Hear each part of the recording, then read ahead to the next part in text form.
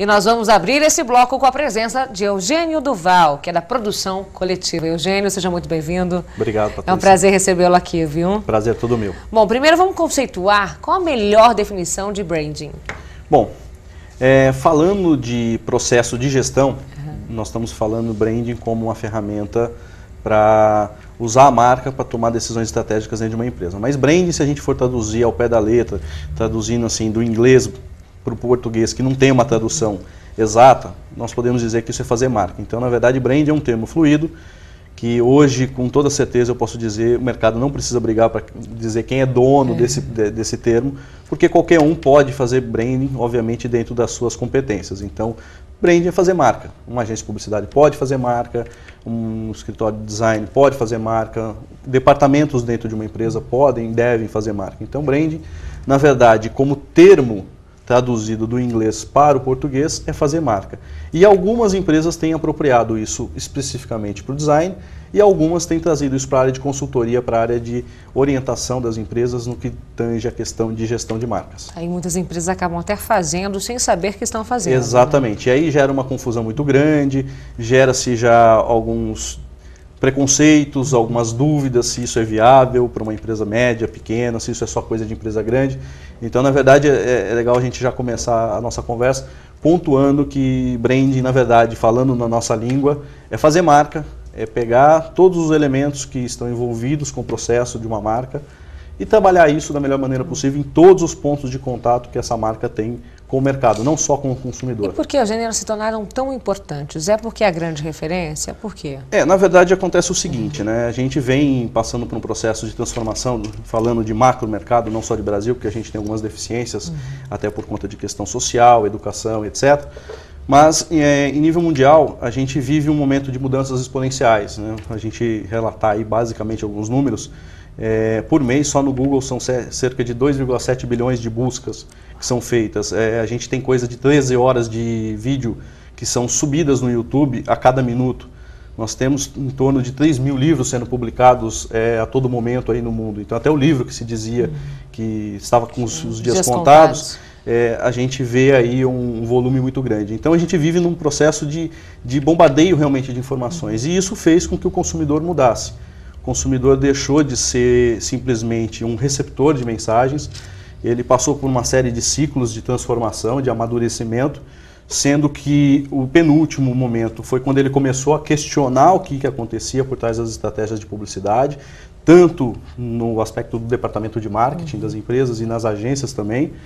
E para ilustrar, acho que quem já viveu um pouco o mercado vai lembrar das campanhas famosas da Sprite, que imagem não é nada, sede é tudo, que era justamente já uma brincadeira de falar para o consumidor, olha, eu sei que você já descobriu o que está por trás da nossa intenção de estratégia de publicidade, então em cima disso nós tivemos um segundo passo na evolução do processo de relação com o consumidor, e nesse segundo passo, que é o momento atual que nós vivemos, o consumidor passou a ter o poder das decisões. Nós temos, não precisamos fazer pesquisa hoje no mercado, por mais que eu tenha pesquisado já artigos e textos aí por tudo quanto é lugar, né, na própria internet, é muito fácil de ver pelas nossas reações como consumidor o que a gente exige e como a gente exige. Então hoje a gente pode dizer que o consumidor tem o poder da decisão em suas mãos e ele tem como comprovar se as informações que são vendidas a ele, que são passadas a ele, são verdadeiras ou não, simplesmente com 3 cliques, né? Joga lá o Google, lança a palavra, dá o buscar e já sabe ali, basicamente, se você está falando de uma informação verdadeira ou falsa. Tendo em base com tudo que você destacou aqui e também com a evolução tecnológica das coisas, como é que eu faço para me destacar em meio a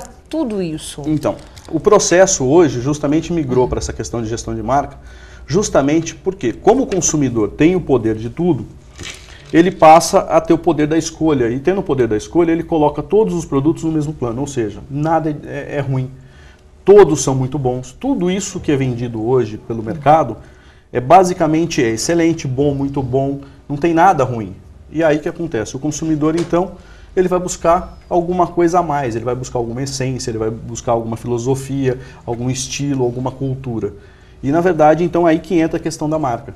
Porque a marca, ela carrega o que a gente chama de um DNA. Ela tem uma cultura, ela tem uma razão de ser. Ela vai além simplesmente das estratégias mercadológicas. Ela está muito ligada intimamente ao motivo de origem de uma empresa, ao motivo de origem de um produto, do surgimento de um produto. Por isso que a gente precisa ver onde coloca a marca, exatamente, que conceito, exatamente, né? Porque tudo que toma contato, que a marca toma contato, perdão, faz com que, vida, né? com que ela tenha uma leitura por parte do público.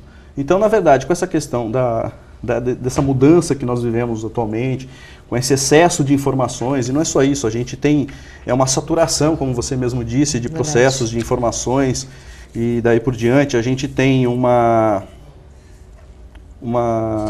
necessidade muito grande de se comunicar com coerência. Então, tudo isso faz com que não só mais a publicidade seja suficiente para se comunicar com o consumidor. Então, aí onde entra a diferença entre aparência e essência? Então, a gente fala muito de publicidade, exato, sede nada, né? Exatamente. Enfim, imagem não é nada, sede é tudo, enfim. A essência, ela entra a partir do momento que você tem uma verdade dentro do processo, a partir do momento em que você realmente traz, junto com o conceito da comunicação que você está trabalhando, a essência da marca. Então, quando você trabalha, por exemplo, o conceito de uma companhia aérea que fala paixão por voar e servir, na verdade isso é a essência de um posicionamento que foi reestudado do seu fundador.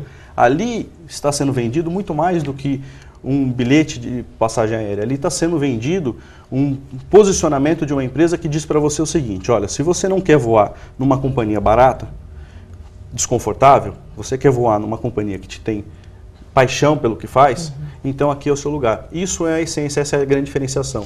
Então quem busca esse tipo de posicionamento vai acabar optando por essa marca. Então, por essa marca forte, é mais difícil ela se manter do que uma marca que está chegando agora e atribuindo todos esses conceitos? Olha, não é difícil de se manter para nenhuma marca que faça isso. Tanto é que nós temos casos muito recentes, se você me permite citar, que está muito fácil de se perceber na mídia. Por favor. A Unilever vem fazendo um trabalho com a marca mãe dela, que é a própria Unilever. Por quê? Porque até tempos atrás, o consumidor não tinha preocupação de descobrir ou saber quem estava por trás do Omo, da Seda, da Hellmann's. Por conta de toda essa mudança no contexto do mercado, com relação ao consumidor, as percepções, as questões de meio ambiente, responsabilidade ambiental e social, enfim, a marca se viu no papel de mostrar quem está de fato por trás. E a Unilever, no caso, então decidiu se posicionar e se mostrar para falar para as pessoas: olha, por trás de quem faz Omo, existe uma empresa que tem uma preocupação assim, assim, assado com o mercado. A gente faz isso, faz aquilo outro.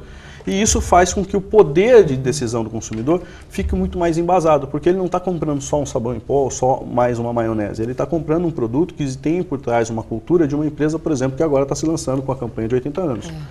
Então, na verdade, é esse trabalho. Então, mídia social, nesses casos, ajuda muito na divulgação. Tudo, na verdade, ajuda.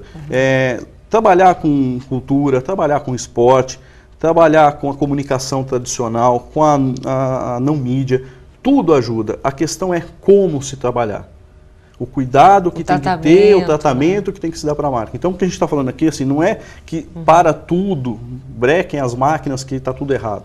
O que nós estamos falando aqui é simplesmente que os profissionais do mercado, tanto de publicidade, de marketing, de RH, de vendas, de todas as áreas de uma empresa ou de uma agência, precisam ter cuidado, precisam saber se comportar na hora de representar e de levar a sua marca adiante. O que você comentou da casca, né, nos bastidores aqui comigo, né? Exatamente. Como é que anda o miolo da sua casca. Exatamente, né? Porque não adianta você, por exemplo, ter uma franquia de um determinado produto se não há envolvimento da equipe que toca aquela franquia. E aí, quando eu falo isso, não é só o franqueado, o dono da marca, mas são as pessoas que trabalham, as pessoas que tocam aquele dia a dia. Se elas não estiverem envolvidas com a essência daquela franquia, aqui naquele momento, aquela franquia não vai existir.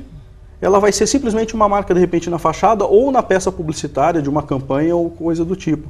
Mas, em termos de ação, ela não vai ser nada mais, nada menos de que mais uma commodity que vai permitir com que o consumidor ponha no mesmo prato das demais que também não tem esse processo de gestão de marca e faça ali uma escolha muito mais aleatória, sem valor, sem distinção.